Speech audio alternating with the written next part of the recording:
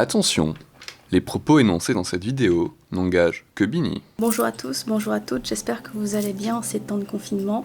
Je sais que c'est compliqué pour les gens de trouver une occupation pour pouvoir faire passer le temps un petit peu plus vite. C'est pour ça qu'il y a quelques jours, j'ai posé une question sur Instagram et sur le site du StopFap pour savoir à peu près ce que les garçons, parce que ce sont une grande majorité de garçons qui sont sur le site du StopFap, sur ce qu'ils pouvaient penser de la sexualité féminine, s'ils avaient des préjugés là-dessus, et aussi quelle serait leur réaction si un jour ils ont une copine, ou si leur copine actuelle, en fonction de leur statut, leur dit qu'elle suit le StopFap, enfin elle suit le NoFap plutôt, quelle serait leur réaction?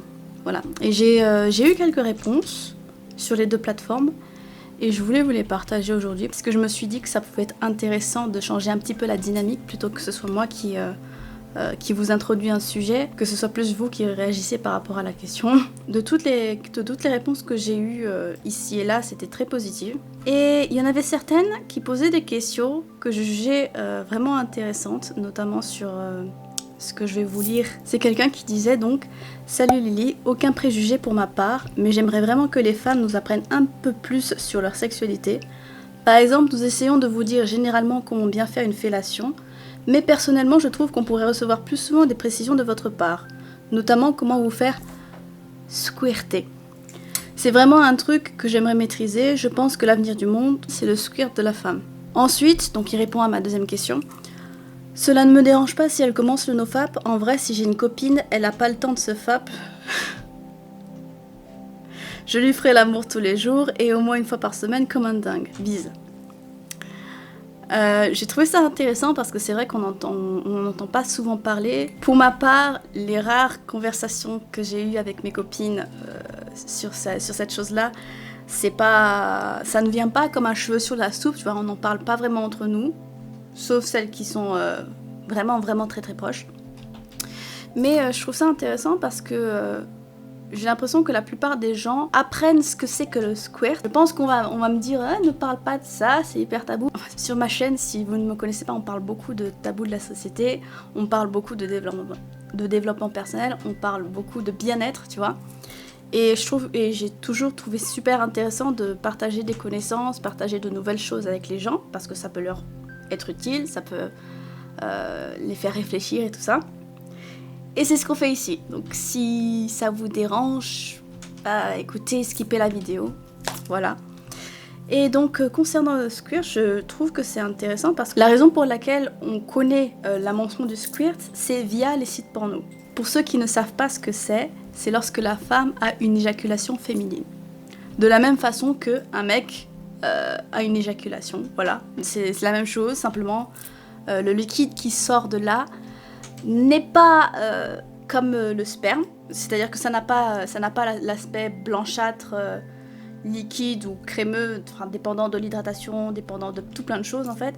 C'est plus liquide comme de l'eau, si vous voulez, sauf que c'est pas de l'eau, vous entendez bien. Ce n'est pas non plus de l'urine, parce que ça sent pas de la même façon, ça ne sort pas du même endroit, mais toujours est-il que lorsque une femme est amenée à squirter, éjaculer, si on peut dire ça comme ça, elle a exactement les mêmes sensations que si elle avait un besoin pressant.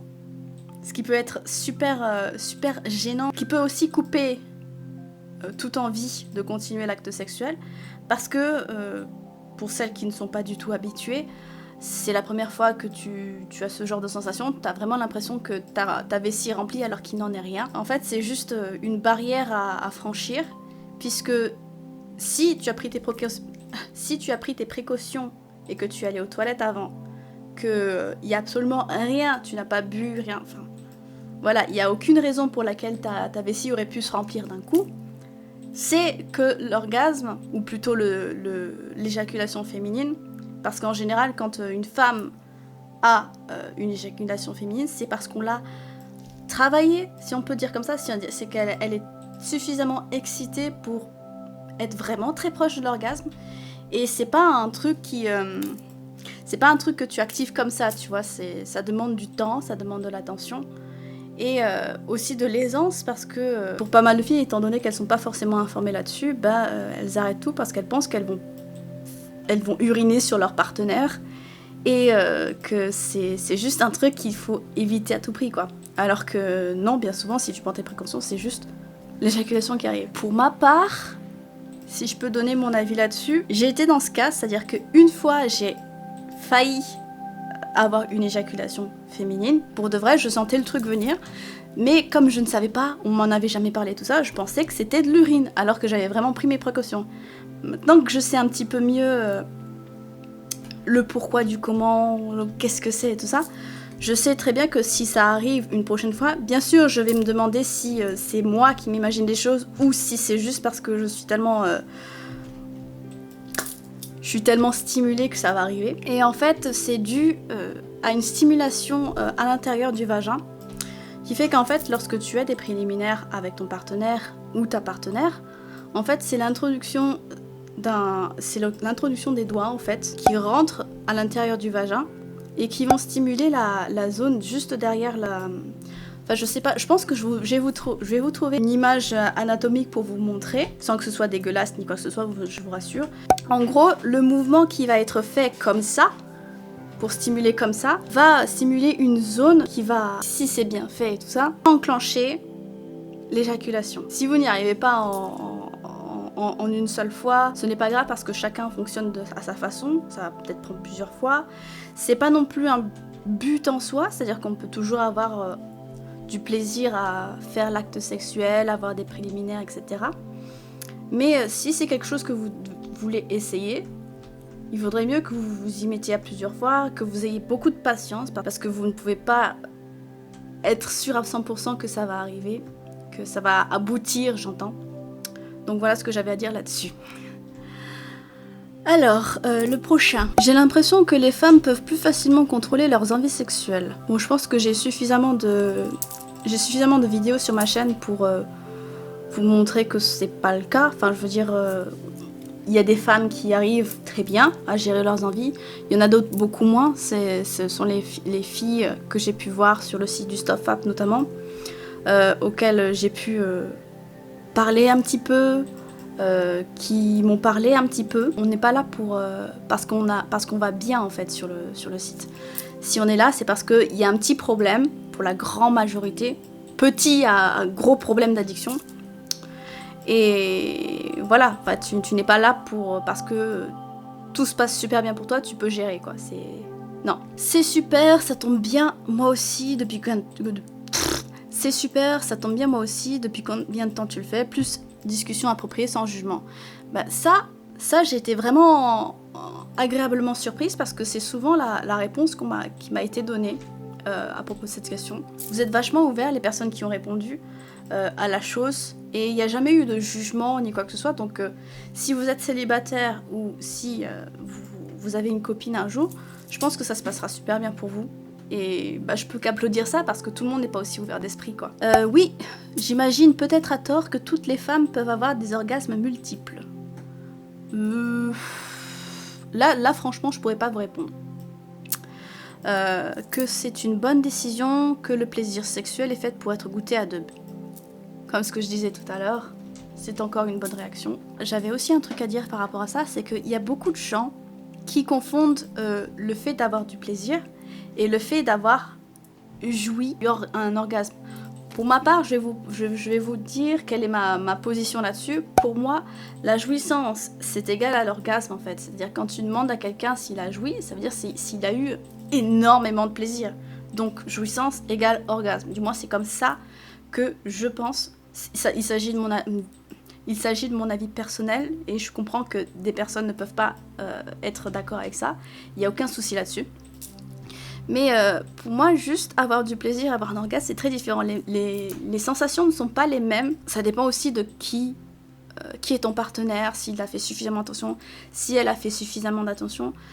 C'est plus facile, j'ai l'impression, pour les hommes d'avoir un orgasme, du moins de mon expérience personnelle et de ce que j'ai pu lire et entendre.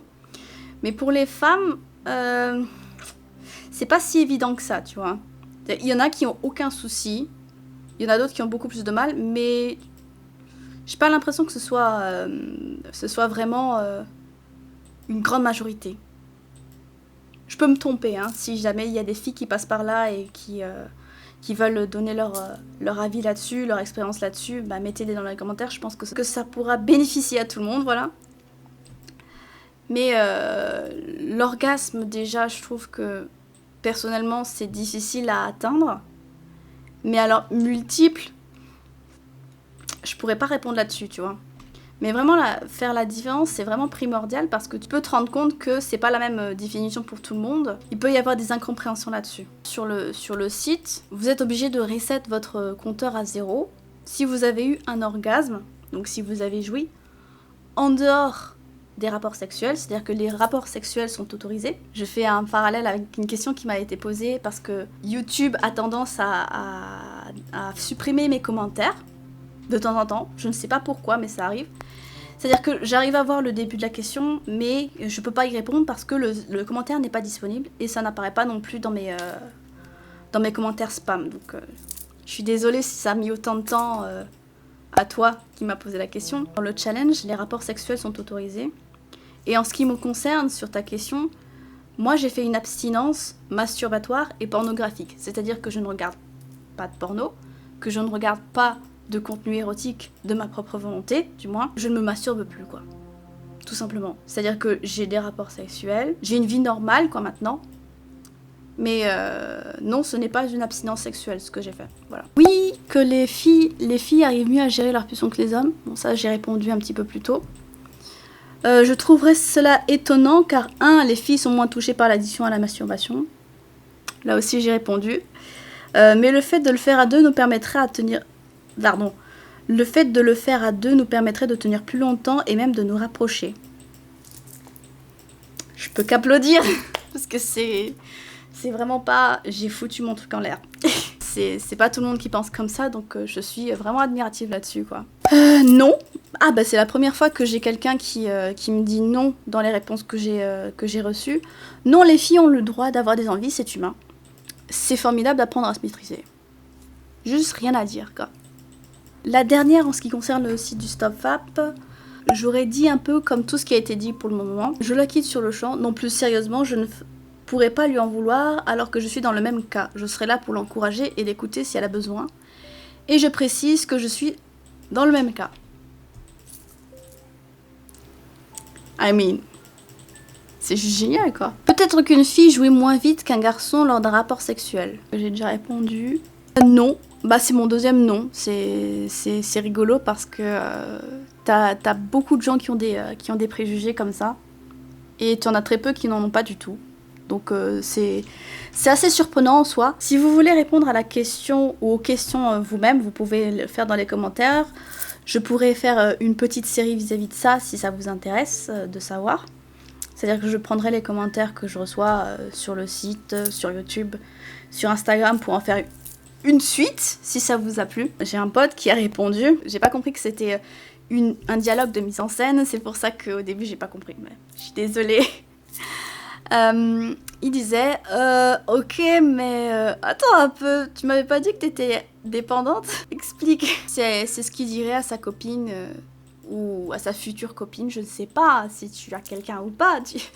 C'est pas mes oignons, tu vois. Mais voilà, ça m'a fait rire, quoi. Et la dernière, bravo à elle, je ne saurais pas trop quoi dire. Bah écoutez, je suis vraiment contente d'avoir eu ce genre de retour parce que je m'attendais à ce qu'il y ait plus de préjugés que ça, en tout cas pour une première fois. Je sais pas s'il y en aura d'autres, c'est à vous de me le dire. J'ai l'impression que la plupart des gens qui ont répondu, que ce soit sur Instagram ou le site, sont vraiment ouverts d'esprit et que... Enfin, voilà. Si ça vous intéresse que vous faites le NoFap, et que vous voulez donner votre témoignage là-dessus, c'est pareil que ce que j'avais fait avec le projet Libido, vous êtes libre de le faire. J'ai mon adresse mail qui est dans la barre d'infos, pas de cette vidéo mais de ma chaîne. J'espère que ça vous aura plu.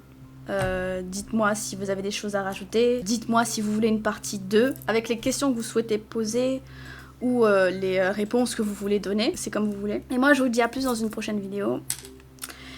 Et bon courage pour cette suite de confinement. Salut!